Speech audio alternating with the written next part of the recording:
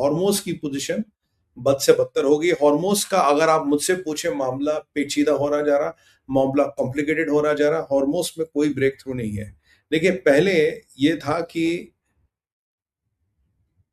Oman बात कर रहा था ईरान से, तब ये था कि भाई आप हमारा ब्लॉकेड हटाओ, आप हमारे सैंक्शंस हटाओ और हमारा फ्रोजन एसेट जो है आप हमें वापस कर दो। ये ईरान की डिमांड्स थी। फिर आई कि ईरान, नहीं जी, हम जजिया लेंगे, इस पे हम टैक्स लेंगे इससे। और कितना लेंगे? 7 से 10% of the value of the ship which is passing through Hormuz. और उन्होंने कुवैत, पहले ओमान ने बोला हम टैक्स लेंगे, ओमान फिर बोलता हम भी टैक्स लेंगे 3%। तो बात हो रही थी 3% टैक्स है या 10% टैक्स है, इस पे बात हो रही थी। ये कल तक की कहानी थी। और हमारे जेडी वेंस साहब आज कह रहे हैं कि भाई हॉर्मोस तो बस बिल्कुल खुल गया है, डील हैज बीन रीच्ड, और बिल्कुल अब कुछ घंटे में, कुछ मिनट में, कुछ जगहों में हम इसको छापने वाले हैं, इसको अनाउंस करने वाले हैं। ये जेडी वेंस का कहना है कि डील हो गई है, सब कुछ हो गया, ऑल इज डन। अब हम पिछले मंडे से सुन रहे हैं कि भाई टाइपिंग हो रही है, भाई चीजें बन रही है, भाई टाइपराइटर अटक गया, प्रिंटर की कार्टलेज खत्म हो गई, प्रिंटर पेपर का, I don't know what all has ended, but the deal has not seen the light of the day. और आज संडे की रात भी खत्म हो गई। So last 1 week we are thinking of there is a 2 page और a 1 page paper which is not seeing the light of the day. और जेडी कह रहा है सब कुछ ठीक है। जेडी से पूछा गया, सर वो कह रहे हैं कि पैसे लेंगे आपको, are you okay with money? कह रहा नहीं नहीं नहीं नहीं, ईरान तो ऐसा कहीं नहीं रहा पैसे लेंगे। ईरान कह रहा हम कोई पैसे नहीं लेंगे, स्ट्रेट ऑफ हॉर्मुज बिल्कुल खुली रहेगी जैसे वैसे, कोई पैसे नहीं, कोई लेना देना नहीं। ये तो सब फेक न्यूज है पैसे वैसे की। मैं, चलो जेडी साहब कह रहे तो फेक न्यूज होगी भाई, आखिरकार अमेरिका के वाइस प्रेसिडेंट है, को बात तो माननी पड़ेगी, पर with a pinch of salt, knowing JD Vance.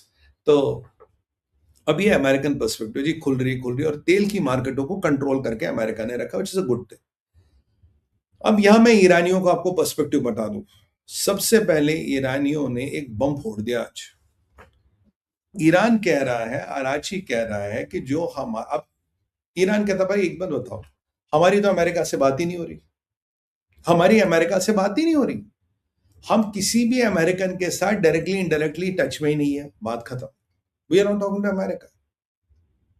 और अमेरिका कह रहा मेरी ईरान से डायरेक्ट बात हो रही है। अब सवाल ये है, अगर अराची एंड कंपनी कह रही है हमारी अमेरिकन से बात नहीं हो रही, वो कह रहा हम ईरान के डायरेक्ट टच में, और ईरान कह रहा है कि अगर मेरी बात हो भी रही किसी इंटरमीडियरी के यहाँ हो रही है, तो मुझे लगता है ट्रंप किसी और से बात कर रहा है, अराची किसी और इंटरमीडियरी को कह रहा है, इंटरमीडियरी किसी और से बात कर रहा है, हर कोई हर किसी से बात कर रहा है, पर जिनको आपस में बात करनी चाहिए ना, उनकी बात नहीं हो रही। ये तो खैर पक्की बात है। पहला पॉइंट ऑफ डिफरेंस ये है। चलिए इसको दरकिनार कर देते हैं, कोई भी किससे बात करे, काम होना चाहिए। दूसरा पॉइंट ऑफ डिफरेंस है जो ईरान ने आज बम फोड़ा, कह रहे भाई ये जो ओमान के साथ हम बात करें तो टेम्परेरी है। No no, you have to listen to me. ये स्ट्रेट ऑफ हॉर्मोस को खोलने की बात नहीं, टेम्परेरी बात हो रही है, it's not a permanent solution. Strait of Hormuz नहीं खुलेगा, हम टेम्परेरी बात, अगर खुलेगा तो टेम्परेरी सा खुलेगा, कोई बात नहीं। और अकॉर्डिंग टू जेडी वेंस भी, भाई ईरान ने कई सारी माइने डाल दी स्ट्रेट ऑफ हॉर्मोस में। अब ईरान को पता माइन कहीं नहीं है, तो एक बीच का पाथ सा निकाल के देंगे, उस पर चलना पड़ेगा।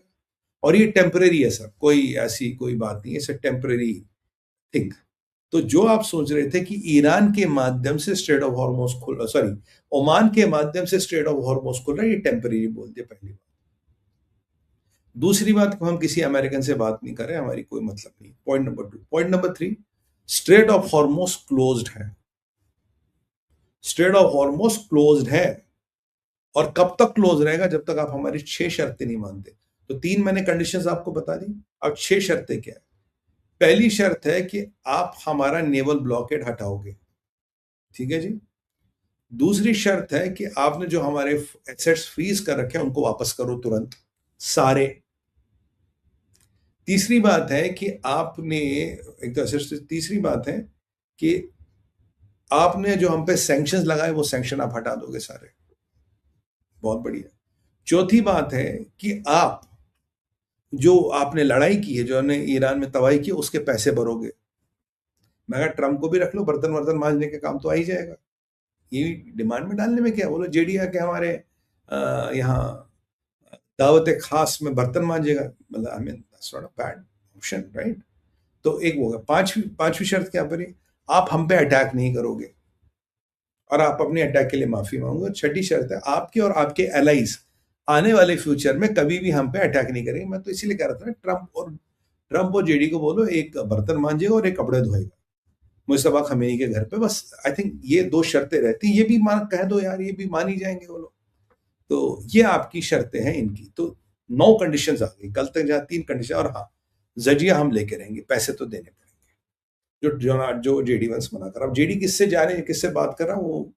अब अगर अमेरिकन की बात में तथ्यों में दम होता, तर्क होता, तो स्ट्रेट ऑफ हॉर्मोज खुल गया होता। आज मैं क्यों कह रहा हूं कि ईरानियों की बातों में मुझे दम लग रहा है, क्योंकि अगर ईरानियों की बात में दम नहीं होता तो स्ट्रेट ऑफ हॉर्मोज खुल गया होता। अगर स्ट्रेट ऑफ हॉर्मोज नहीं खुल रहा और उसके हमें रीजन मिल रहे हैं इनकी, जो ईरान कह रहा उसकी बात में कुछ ना कुछ दम है। और जो जेडी वेंस के दावे कि ये खुल रहा आधे घंटे में, 1 घंटे में, उस पर कोई दावे नहीं है। और अभी अभी जो खबर आ रही है, वो जो ब्रेकिंग न्यूज आ रही है, वो भी आपको बता रहा हूँ। ब्रेकिंग न्यूज ये आ रही है कि ट्रंप इज ओके कि अगर स्ट्रेट ऑफ हॉर्मोज को अनकंडीशनल खोल लो, न्यूक्लियर की बातचीत बाद में करेंगे। जी हाँ, खबर यह आ रही है कि ट्रंप इज ओके अगर स्ट्रेट ऑफ हॉर्मोज पूरा और अनकंडीशनल खुले, न्यूक्लियर व्यूक्लियर की बातचीत बाद में करेंगे, कोई जल्दी नहीं है, will talk later about it. और ट्रंप कल परसों तक कह रहा था Iran can never ever have a nuclear bomb. ये एक नया पेचीदा टर्न है। So basically there are 11 points, 9 conditions and 2 sub conditions which make it 11 points for the Strait of Hormuz to open up। ऐसी परिस्थिति में आप देखिए, स्ट्रेट ऑफ हॉर्मोज खुला है या खुल सकता है, नहीं खुल सकता। मैंने आपको पहले ही बोला था, मैंने कहा स्ट्रेट ऑफ हॉर्मोज जो पहले था वो कभी नहीं रहेगा, and with every passing day it is losing its relevance. साल 2 साल और है, इसकी कहानी भी खत्म हो जाएगी, and people have to either find a way to move out of Hormuz और they are doomed with Hormuz. तो ये वहां की कहानी बिल्कुल बिल्कुल सटीक और सही बैठ गई है। ये आपको मैंने कहा था। और जैसे भारत ने अपनी व्यवस्थाएं कर दी, सब धीरे धीरे अपनी व्यवस्थाएं करेंगे, और दैट इज इट। और आपको मैं याद दिला दूं, भारत का 67% एलपीजी अमेरिका से आ रहा है, और भारत और Saudis exports to US is zero, US imports from Saudi Arabia is zero. तो Mohammed bin Salman is not doing well, he is in a pretty bad shape. Anyway, उसका मतलब है। तो ये यहाँ हॉर्मोज की कहानी है। तो सर ये कल से कॉम्प्लिकेट हो गई है, कल से चीजें एस्केलेट हो गई, कल से चीजें और भी भयंकर हो गई है। तो मुझे इसका सफाई और सोल्यूशन नजर नहीं आ रहा। That is what is my limited take on it, that is what is my take on it, कि हार्मोज की कंडीशन क्या है। अब चलते हैं कूपर, इजराइल। अब एडमिरल ब्रैड कूपर पहुंच गए हैं इजराइल, और ये मिल रहे जनरल जमीर से, इजराइल के जो सेनाध्यक्ष हैं। क्यों मिल रहे साहब? देखिए, ब्रैड कूपर पॉलिटिशियन नहीं है, ब्रैड कूपर कमेंटेटर नहीं है, ब्रैड कूपर कल्चरल एम्बेसडर नहीं है, ब्रैड कूपर डिप्लोमेट नहीं। Brad Cooper is a decorated military general, और general Zameer is one of the best military generals in the world. अब जब ये दोनों मिलेंगे तो ये युद्ध की बात करेंगे, युद्ध की संभावनाओं की बात करेंगे। क्यों? क्योंकि जो परिस्थिति है वो बहुत भयंकर हो रही है, बहुत डरावनी हो रही है। क्यों? क्योंकि ये दोनों लोग जब भी मिलते हैं, या जब भी इतिहास में मिले, उसके बाद युद्ध हुआ है। They only meet to talk war and how to do the next attack or assault, जो भी है उसके बारे में बात कर रहे हैं। तो इनका और मिलने का कोई अभिप्राय नहीं है। They are not going to meet and have a chit chat and a coffee। तो ये बिल्कुल सही बात है, इतिहास हमें बताता है। देखिए, ट्रंप को उनके जनरलों ने कहा था, डाइन क्रेन ने कहा था, साहब देखो, you have to either you have to get off the ramp और you have to change the ramp. अगर आपको इसी लेवल पे से लड़ाई करें तो आप इसराइल ईरान का नुकसान कर सकते हो। आपने काफी नुकसान कर दिया, इससे ज्यादा थोड़ा और नुकसान करोगे, आप ईरान को हरा नहीं पाओगे। अगर ईरान को हराना तो कुछ और व्यवस्था करनी पड़ेगी, कुछ बड़े बड़े हथियारों के बारे में सोचना पड़ेगा। क्या आप उसके लिए तैयार हैं? Are you willing to do that? Because bombing of Iran will only weaken Iran by another 5%, पर जो उसका रिटर्न ऑफ इन्वेस्टमेंट है वो है नहीं।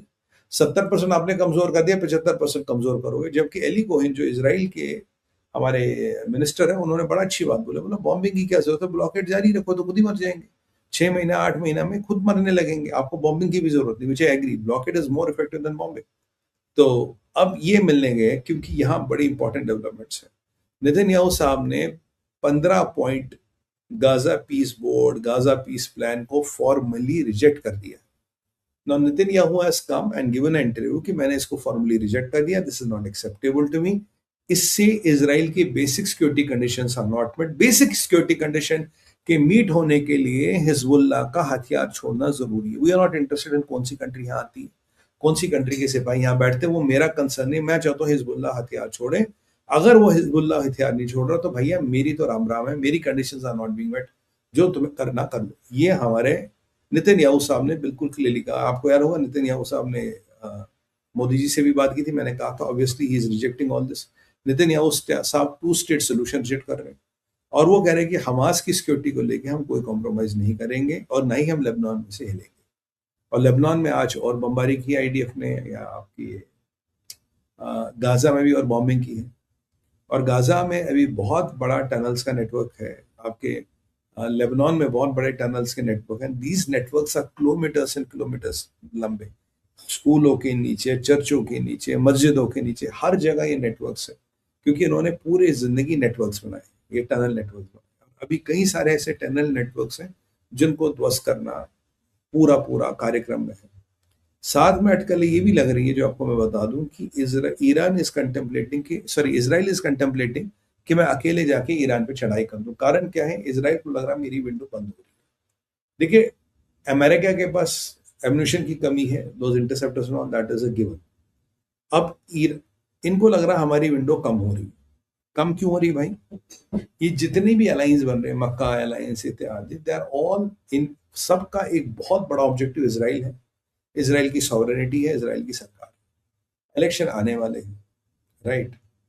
तो इसराइल चाहता है कि जो मुझे करना अभी करो। आज ट्रंप मेरा सपोर्ट करता, 2 साल बाद अगर जेडी बैठा हूं, आई don't no will he support me, या कोई और बैठा विल दे सपोर्ट मी। तो यहाँ भी ये परिस्थितियां थोड़ी डामाडोल हमें होती नजर आ रही है। तो एक ये भी कंटेम्पलेशन है कि Iran, Israel will go alone and finish the job in in in Iran. और एक कंटेम्पलेशन ये भी है कि America will let Israel go and finish the job. क्यों? क्योंकि अगर अमेरिका अटैक करेगा तो इनकी रीजनल सेंसिटिविटीज, एलाइज वेलाइज, ये सबके का लफड़ा है। बट अगर अमेरिका अकेले इसराइल जाके अटैक करता है तो बोलता है ठीक है यार, इसराइल ने अटैक किया, पर इसराइल पे अटैक करूंगा भाई, मैं तो इसराइल को डिफेंड करूंगा, मेरा छोटा भाई है। ट्रम्प कह चुका है इसराइल मेरा छोटा भाई है, मैं तो डिफेंड करूंगा। तो now you can not ask me why are you defending Israel. Israel will do the job, I will defend it. Midnight hammer के बाद जो हुआ था, मैं डिफेंड करूंगा। मेरे को जाने में कुछ सेंसिटिविटियां है। एशिया से और बाकी यूरोप में जितने आपके स्टॉक वेल्स इंटरसेप्टर्स के, उनको ये मूव कर रहे हैं, they are trying to move them back to Middle East. और मिडिल ईस्ट में मतलब ये तूफान से पहले का सन्नाटा, परिस्थितियां बदल रही है। तो Israel is worried with all those alliances my window is shrinking up. क्योंकि याद कीजिए, मक्का अलायंस में कतर और ईरान को भी घुसाने की कोशिश हो रही है। और मक्का अलायंस में कुछ अपडेट है, जब मैं इजिप्ट पे आऊंगा तो तब आपको जरा डिटेल में बात करूंगा कि अगर ईरान इस अलायंस में जैसे तैसे घुस जाता है तो चीजें इसराइल के लिए बहुत खतरनाक हो जाएगी और विंडो ऑलमोस्ट बंद हो जाएगी।